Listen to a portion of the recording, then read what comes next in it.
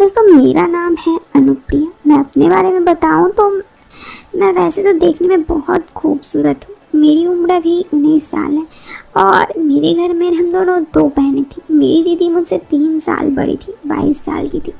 उस वक्त मैं ग्रेजुएशन में थी और मेरी दीदी का ग्रेजुएशन हो गया था, वो MSc कर रही थी। तो ऐसे में हमारे घर मेरे लिए शादी का रिश्ता आया शुभम का। तो शुभम शायद मुझे पहले से ही पसंद करता था, लेकिन मैं ये सब बिल्कुल नहीं जानती थी। लेकिन जब रिश्ता आया, मैंने उसे फ़ोटो देखी उसकी, तो मुझे शुभम अच्छा लगा। लेकिन मेरे घर वालों ने कहा कि हम छोटी बेटी का तो शादी नहीं दे सकते अभी, क्योंकि घर पर बड़ी बेटी है। तो अगर आप चाहें तो बड़ी बेटी के साथ शादी हो सकती है।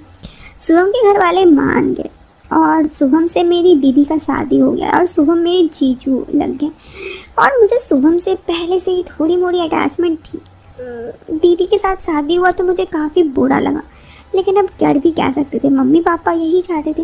मुझे दीदी ने पहले पूछा था कि तुम्हें कोई आपत्ति तो नहीं है, तो मैंने कहा ना ना दीदी कोई बात नहीं, शादी तो आपकी हो गई, मेरी बाद में किसी और से हो जाएगी, और हो सकता है जिससे भी हो वो आपके हस्बैंड से भी ज़्यादा अच्छा। इस पर दीदी मुस्कुरा रही थी। शादी में मैंने बहुत इंजॉय किया, लेकिन दिल के किसी कोने में पता नहीं दर्द हो रहा था शुभम को खोने का। अब उसके बाद से ही मैं शुभम से मजाक मस्ती करती थी, हल्के फुल्के जोक्स वो भी करता था। और शादी को ऐसे ही दीदी के 2 साल हो गए। जब भी शुभम हमारे घर आता था तो मैं उससे काफ़ी बातें करती थी। और 2 साल बाद मेरी दीदी प्रेग्नेंट हो गई, जिस वजह से उनको घर पर काम करने में काफ़ी दिक्कत हो रही थी। तो शुभम जीजू ने कहा कि काम करोगी साली साहब, आप आ जाओगी। 2 साल में मेरा ग्रेजुएशन कंप्लीट हो गया था, तो मैंने कहा ठीक है। तो मैं वहाँ गई तो दीदी उस वक्त हाई प्रेगनेंसी में थी, उससे कोई काम नहीं होता था और उनके घर पर कोई था भी नहीं। इसी वजह से मैं वहाँ पर गई थी। तो मैं जब से वहाँ पर गई थी, पता नहीं क्यों शुभम मुझे काफ़ी अट्रैक्ट कर रहा था।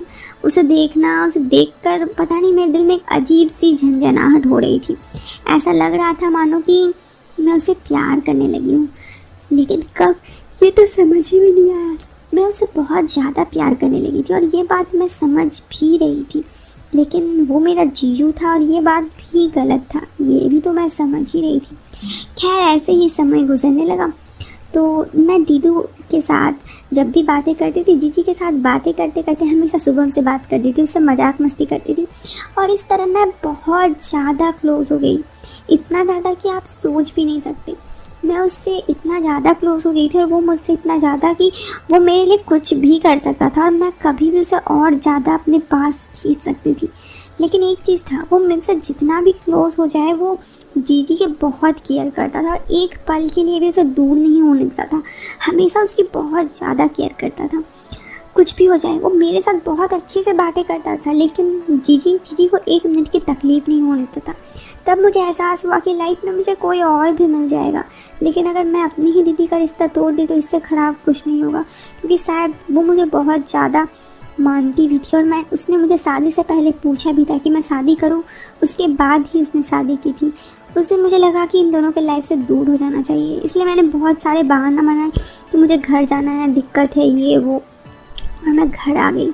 उस वक्त शुभम ने बहुत पूछा कि तुम्हारी दीदी को दिक्कत होगा, तो मैंने कहा किसी काम वाले को रख दीजिए, और उसने काम वाले को रख दिया। लेकिन मैं वहाँ नहीं रुकी, क्योंकि मुझे पता था कि अगर मैं रुकती तो मेरा शुभम से बहुत ज़्यादा अटैचमेंट हो जाता और इतना अटैचमेंट की बाद में मुझे बहुत ज़्यादा रोना पड़ता। इसीलिए मैं वहाँ से आ गई। लेकिन इतना मुझे पता था कि दिल के किसी कोने में आज भी शुभम है और मैं उसे प्यार करती हूँ। लेकिन मैं उन दोनों के लाइफ से दूर हो गई थी, क्योंकि मैं अपनी दीदी के लाइफ को और दीदी को ज़्यादा कुछ ये नहीं करना चाहती थी। मैं बिल्कुल नहीं चाहती थी कि वो लोग दुखी हों, इसीलिए मैंने दीदी के लिए उसे छोड़ दिया। दोस्तों कभी कभी प्यार उसे पाना ही नहीं होता, प्यार में कुर्बानी भी चलती है, और यहाँ तो अपनों की बात थी इसलिए कुर्बान कर दिया। दोस्तों ये थी मेरी कहानी। अगर आपके साथ भी कभी कुछ ऐसा हुआ हो कि आपने अपने प्यार को कुर्बान कर दिया तो कमेंट बॉक्स पर ज़रूर बताना। साथ दोस्तों वीडियो अच्छी लगी हो तो लाइक कीजिएगा, चैनल पर पहली बार आए तो सब्सक्राइब जरूर कीजिएगा। हम आपसे मिलते हैं फिर एक नए वीडियो में। टिल देन बाय दोस्तों, टेक केयर, जय हिंद, वंदे मातरम।